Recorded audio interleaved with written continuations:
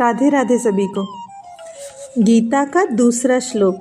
कोई उपदेश नहीं है, कोई ज्ञान नहीं है, यह एक अंधे राजा की बेचैनी है और एक घमंडी बेटे का छुपा हुआ डर। कुरुक्षेत्र में तलवारें नहीं हिल रही हैं, यहाँ सबसे पहले हिल रहा है दुर्योधन का मन।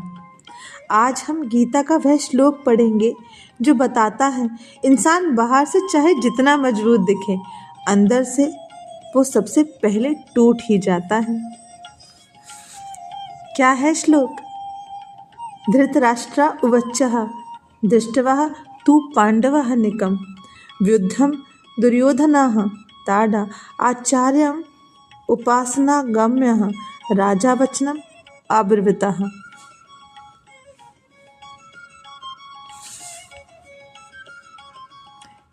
क्या है श्लोक का अर्थ?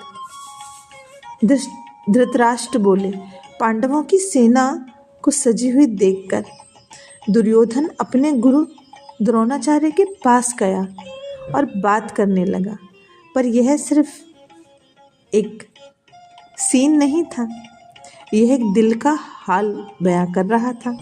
इसका मतलब है दुर्योधन ने जब पांडवों की सेना देखी तो उसका घमंड कहीं ना कहीं हिल गया। वह समझ गया यह युद्ध आसान नहीं होगा, इसलिए वह तलवार उठाने से पहले गुरु के पास गया।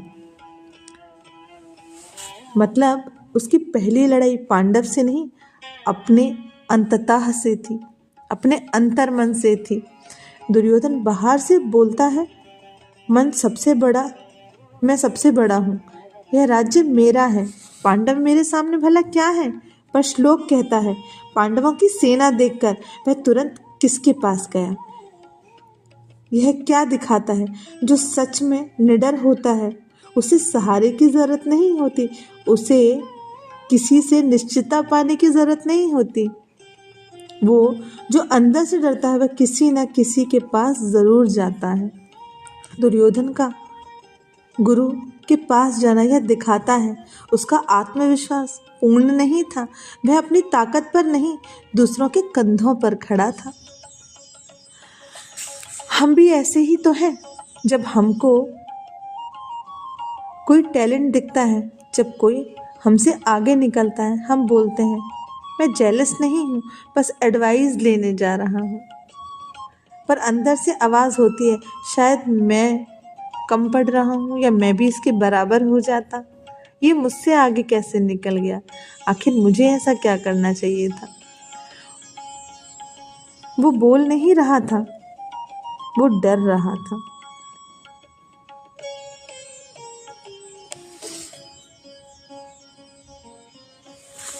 सबसे खतरनाक कॉम्बिनेशन होता है डर और अहंकार का। दुर्योधन के पास दोनों थे, बाहर से घमंड, अंदर से भय।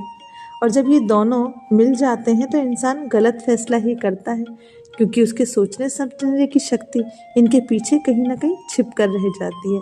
वह पांडवों को कम समझ रहा था और उसके अपने ही लोगों ने उसकी आंख पर पट्टी बांधी हुई थी और अंत में वह खुद ही हार गया।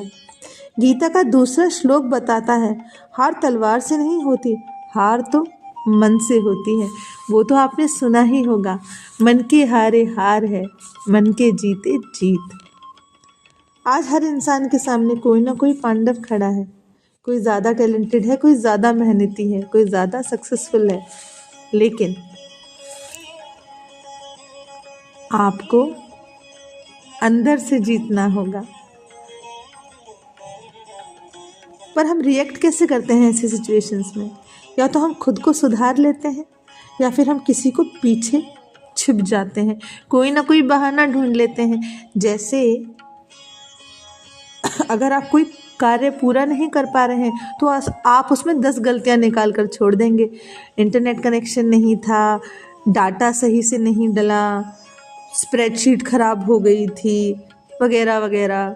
अगर स्टेज शो अच्छा नहीं हुआ तो स्क्रिप्ट अच्छी नहीं थी, म्यूज़िक अच्छा नहीं था। मतलब गलती एक्चुअली में हमारी नहीं थी, गलती दूसरों की ही थी। ओवरऑल गीता पूछती है तुम कौन सा रास्ता चुनते हो? दुर्योधन ने दूसरा रास्ता चुना था।